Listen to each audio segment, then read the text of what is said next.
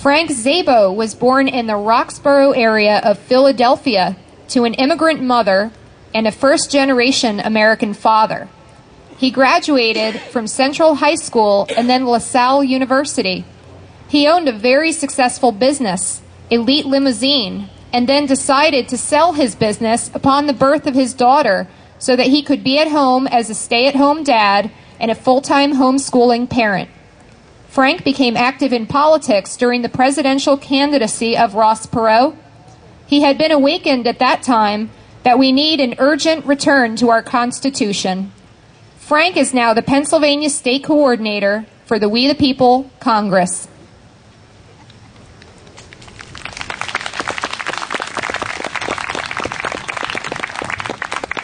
Thanks, Lisa. I am only one, but I am one. I cannot do everything, but I can do something. And because I cannot do everything, I will not refuse to do the something that I can do. What I can do, I should do, and what I should do by the grace of God, I will do. Fellow patriots, I'm a husband, a father. I'm an average American who loves our nation. I'm proud of her history and the position she has risen to as the greatest nation in the history of the earth. However, I'm concerned that we're rapidly leaving behind the very ideals that have made our country great. Although few outside the grassroots patriot movement are aware of the battle that rages, our republic currently faces its most significant challenge ever: to restore constitutional order and to reclaim the fundamental liberties which have been seized by those who would deprive us our freedom. We the people, through ignorance, apathy, and institutionalized tyranny, have allowed our servant government and those that benefit from its largesse to improperly seize power and to act without lawful authority in violation of our founding documents, including our federal and state constitutions. Over the course of various administrations, the U.S. federal government has committed many infractions of the Constitution. It has done so most recently by the continuation of giving public money to corporations and private interests, while increasing our national debt to astronomical heights. Fortunately, the founders provisioned for two forms of legal means by which we the people can peacefully mandate limited government. Number one is the ballot box. However, black box voting, biased news media, and a corrupted, partisan-controlled electorate process has rendered the political system, the election system, to be largely untrustworthy.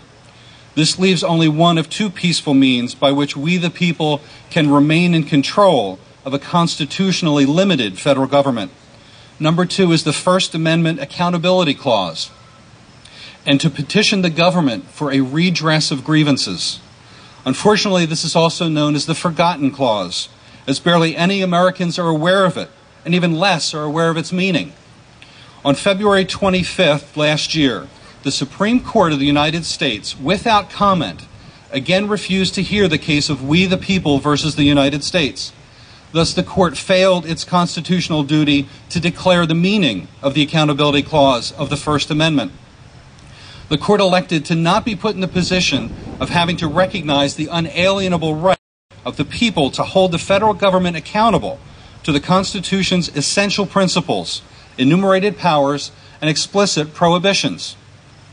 Instead, the court has chosen to conspire with the other two political branches in a collective decision to protect, preserve, and enhance the treasonous notion that constitutional violations are mere issues of current public policy, subject only to the will of the majority, rule of whim rather than rule of law.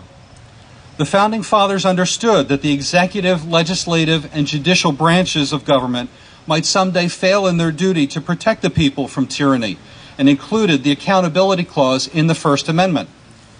They also knew that unless the right to petition included the right to withhold their money from the federal government until their grievances were remedied, their grievances would fall on deaf ears and liberty would give way to tyranny and involuntary servitude.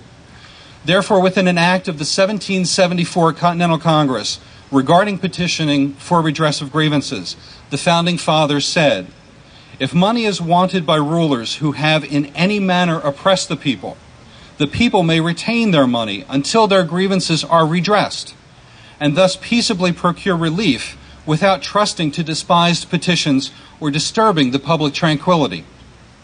Simply put, the founders' advice in dealing with an oppressive, unlimited government is no redress, no taxes. No matter the number and scope of individual rights guaranteed by the Constitution, they are meaningless unless when violated, the individual is able to hold their government officials accountable.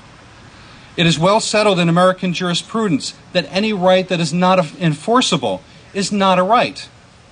The right of accountability has been all but forgotten by the people, but before Americans can truly say, the God who has given us life has given us liberty, that is, before the enjoyment of liberty can be said to be full and complete, one elusive milestone needs to be achieved: a clear and resounding demonstration of the individual's right to hold government officials accountable to the Constitution.